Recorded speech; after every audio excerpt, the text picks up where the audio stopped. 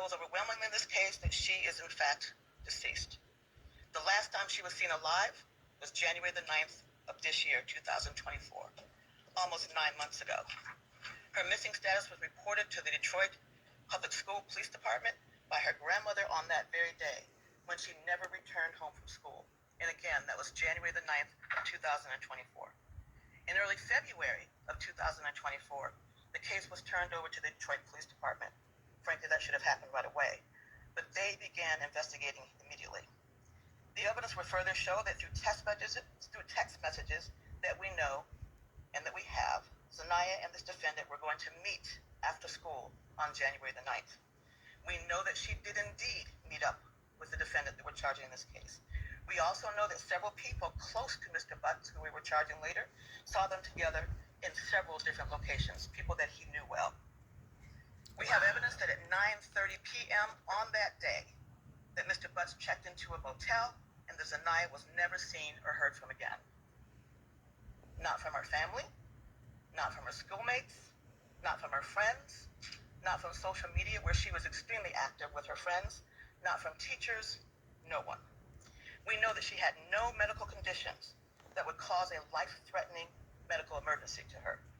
And he, again, was the last person that saw her alive. She would have turned 14 years old just 10 days ago on September the 16th of 2024. And again, no one has seen or heard from her. You look at that face, and you do not see the horrors that she had gone through in her short life.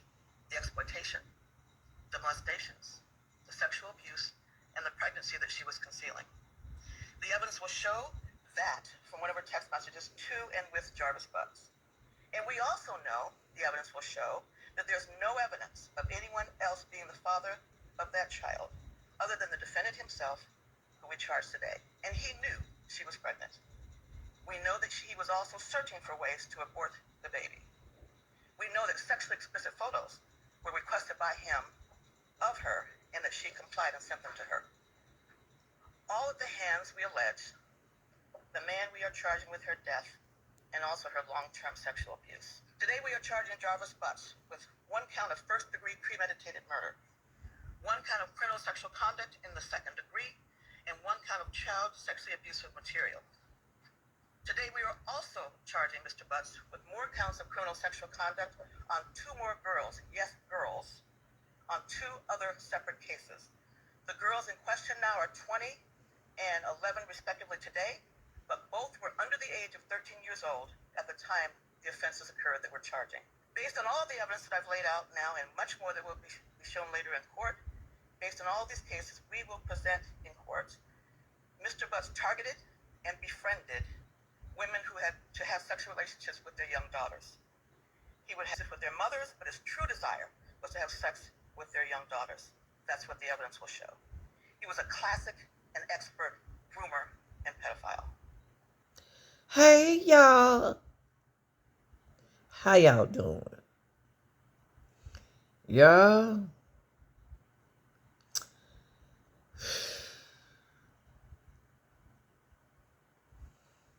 the prosecutors, I'm going to put my faith in them because the prosecutors believe she was pregnant with Butts' child.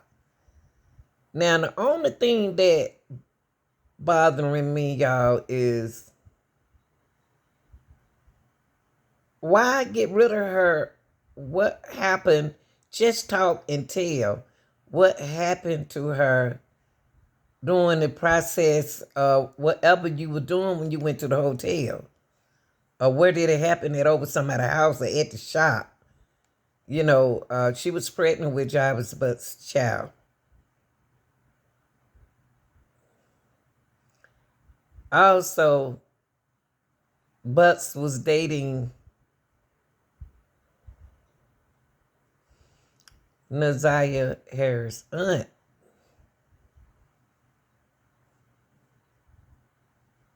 And I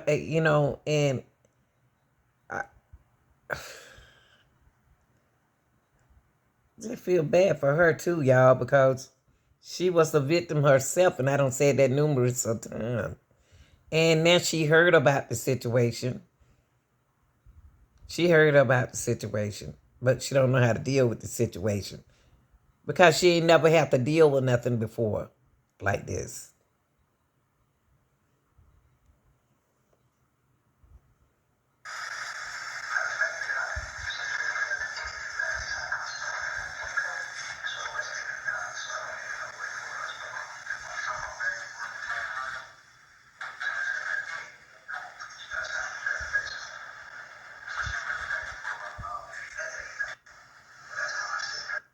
See, Jarvis know how to play games. This is his game, y'all. He's playing chess with himself because he's not winning. He playing chess with himself.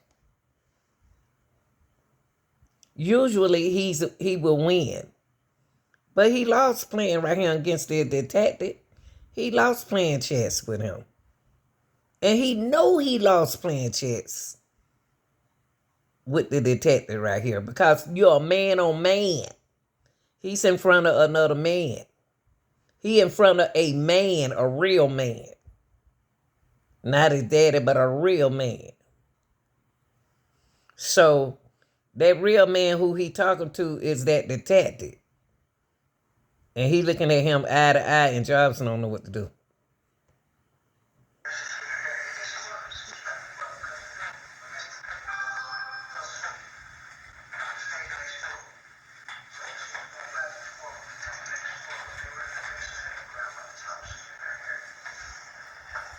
And I'm pausing at 1 hour, 35 minutes, and 6 seconds.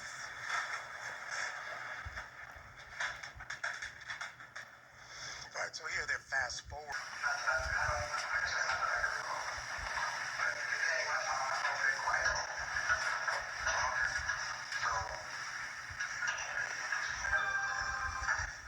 Y'all, I love this.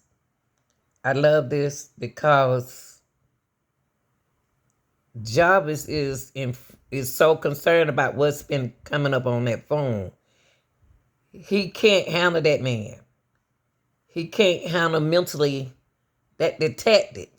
Okay, it's more than a detective sitting there. It's a man sitting in front of him. So he don't know how to deal with the text coming through the phone. But you see the other detective looking at his behavior, watching him.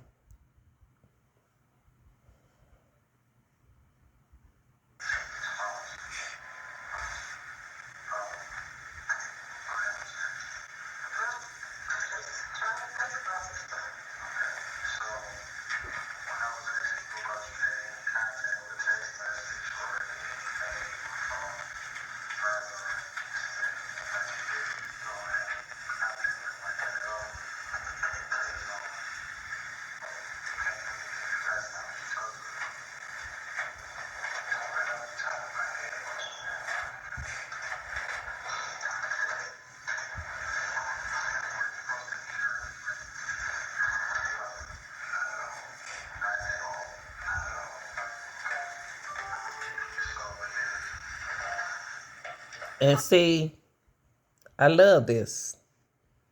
Because I see the facial expression. I see the body language. He looking like Pee Wee Herman. And the detective sitting there looking like Incredible Hulk. So this, I love this. I like this. Man to man. You sitting in front of a real man now that got kids like you. Or maybe not.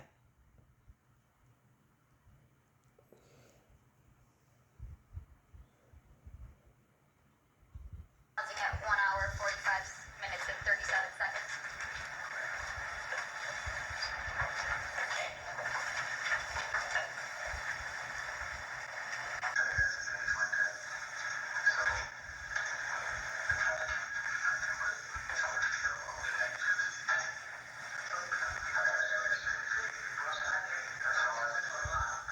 Y'all, there are overwhelming evidence that Messiah Harris is deceased.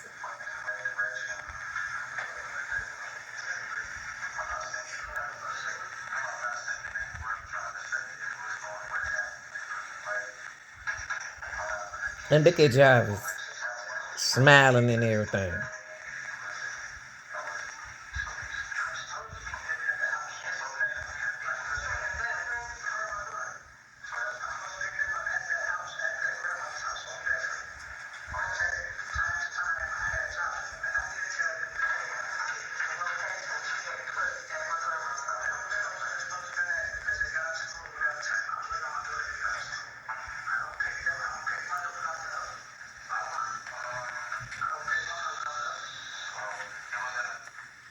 Pausing at 1 hour, 51 minutes, and 54 seconds.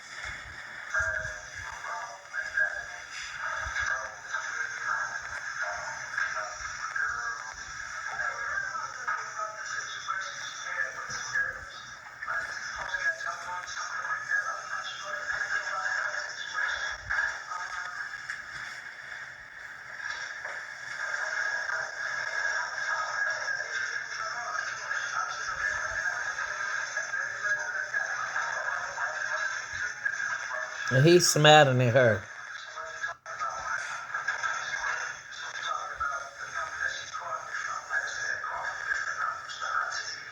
See, he said that you talking about the number that she called me from?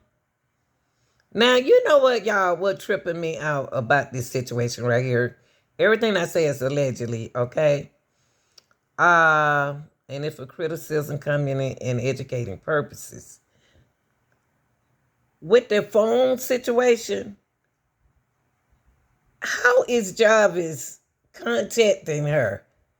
How did she know to meet Jarvis after school? I think this was already pre-planned. That they already spoke on this some kind of way. Because Naziah not even supposed to have no kind of technology. So how did she get in contact with him on the 9th? Because she called him from a different number. And that's why this is the conversation that they are having right now. Talking about the number that she called me from. How did he know that she was going to be the one calling from a strange number? How did Shannon know that that was Naziah calling her from a strange number? Because she said Naziah called her from the school and asked her about a familiar street. I want that thought to stay in y'all mind.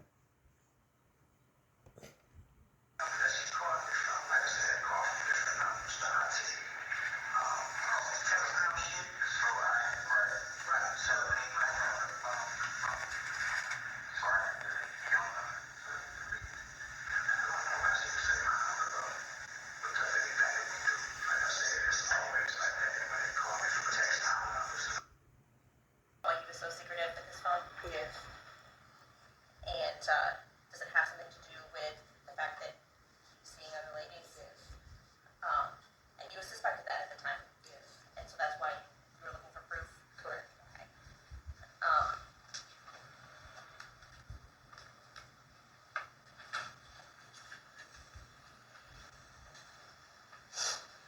Yeah, you know what? I am so grateful that she didn't marry him. Oh my goodness, and she have 2 other kids. I am so glad that this woman did not marry this man. Praise God, I'm so glad. Jesus. Ooh, he was building a foundation, y'all. Though you suspected that Mr. Butts was unfaithful to you, still stay with him? Yes. One reason for that is because he was good with the kids? Yes. He cared for your kids? Yes. Took them places? Yes. He took your son up to the shop? Yes. Wow. He took her kids places. Oh my God. Oh my God. She didn't even know what he was. Oh my God. She needed to get her kids checked. Checked out. She need to.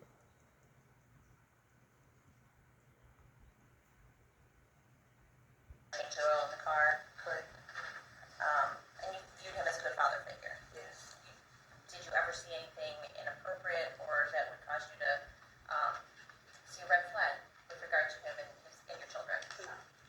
Now, listen, y'all. She didn't see a red flag. Shannon didn't see a red flag. Don't you know this man slick? Because the only people who's not talking are the kids. The women kids are afraid to speak because they're afraid of the mothers and what the mothers might think and what the mothers might say. Wow, this is scary. You know what? I feel so sorry for this baby right here because she didn't have a mother. She had a mother, but she didn't have a mother. And he took advantage of that. Cause it's like who can she run to or who she's going to run to? She was a good major target for him. All the rest of them had a mother.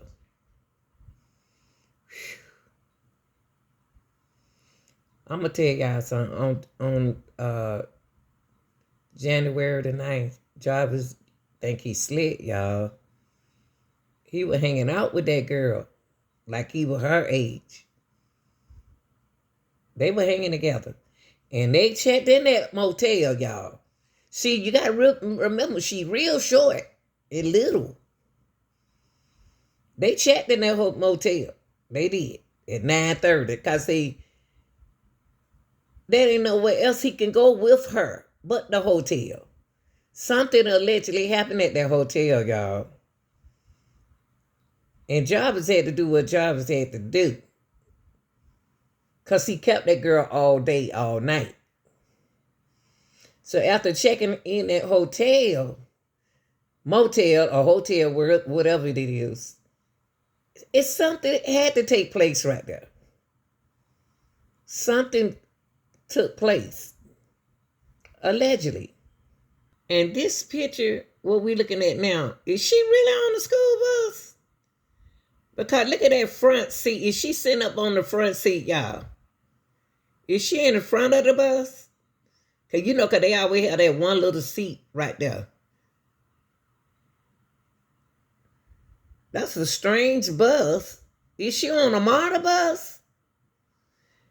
I'm just paying this some attention, y'all. I'm just looking the way the seat made. I'm just looking. It don't look like she on the school bus. She might be on the school bus, but the seats don't even look like a school bus seat, do it? Y'all tell me what y'all think she on the school bus? Where is she on the school bus? Because she'll be the door right here. She'll be a door. I don't see no door. And behind her, look like two seat things on him. Right there. 1, 2. That don't look like no school bus. I don't know what kind of bus Lazaya on. Is that a MARTA bus? Well, they said she got out the school bus. All right. Jarvis was all over here at the Rouge River. He was all over here. And then it's going to be hard for them to find that body like that in that water. But see, it's weird how her clothes, it seemed like somebody got rid of the clothes but put the body in a different place. You know what? Something just crossed my mind right here. Because I remember his testimony. He the one found the location of the clothes. And he gonna tell y'all, because I can remember when, I did a reaction on him, and I can remember that he wasn't looking for a missing person. They was looking for at first, they were looking for a runaway. So they weren't expecting to find clothes. But you got to ask yourself, Rouge River is an area over there where they found many of bodies, allegedly. But they didn't find her body. So what made them bring the clothes idea? Who idea done did this before? Allegedly. Know to split the clothes up away from the body. They got rid of the clothes. Except for the jacket. Let's listen to this. You thought maybe would fit the description. Yes. Okay, where was that at? That was south of 7 Milenberg, near a abandoned structure next to a dirt parking lot. About, I can't give an exact distance, maybe 50 feet off. In this case. I found I don't know if this is the right term for it, but like a onesie. It was mostly balled up in the brush with a shoe inside of it. And so I pulled See, it had the shoes inside of there. The shoes were rolled up in it, y'all. Somebody took the shoes apart and put it in a tree limb. So you need to think about who moved the shoe. Who unloosed this everything and put the shoes away like that? Who let the shoes out the bag like that and set it up in a tree? I didn't know it was clothing at the time, but I pulled it out of the brush just to kind of open it up and see what it was. And then once I saw that it was clothing with the shoe inside, I just reported it to the incident command. I apologize. He said he pulled it out the bush. I couldn't understand him at first. He said, I pulled it out of the bush. So we know it was a onesie, a pink onesie there. Now, he said that the shoes were balled up and it was kind of like the ones were like balled up. So who brought the stuff over there balled up like that, y'all? That's weird. And a man will ball something up. Brush with the shoe inside of it, and so I pulled I didn't know it was clothing at the time, but I pulled it out of the brush just to kind of open it up and see what it was. And then once I saw that it was clothing with the shoe inside, I just... But this him some crazy man sound, y'all. I don't think her body out there at Rose River. Because the way he found the clothes, somebody took them clothes and decided to put it. Somebody wanted this to look like a mystery. Somebody wanted it to look like a murder. Because the way they did it. So it's cold in the site don't have on nothing, but we don't have a coat. They determined they're going to get that coat back. So they paid that collateral to somebody to get rid of her. Somebody did something there for a little $20, $30. So allegedly. Now look, y'all. So he said it was once he saw the clothing with the shoe inside. How in the world did the shoe get inside of the... Ooh, wait. Ooh, Jarvis. I just reported it to the incident command. Yes. Okay. Well, describe the onesie, color, size, anything like that. Pink. Okay. Honestly, the size, I don't... Small. Or shoes. Shoe that you It found, was a right? small Nike shoe. Okay. Inside the onesie, which was inside out. Now he said it was one shoe. Virus said he saw the other shoe. But he said, but one shoe inside the onesie. Somebody was tampering with evidence. That's what somebody did. They tampered with the evidence. Because when we saw it, it wasn't like that.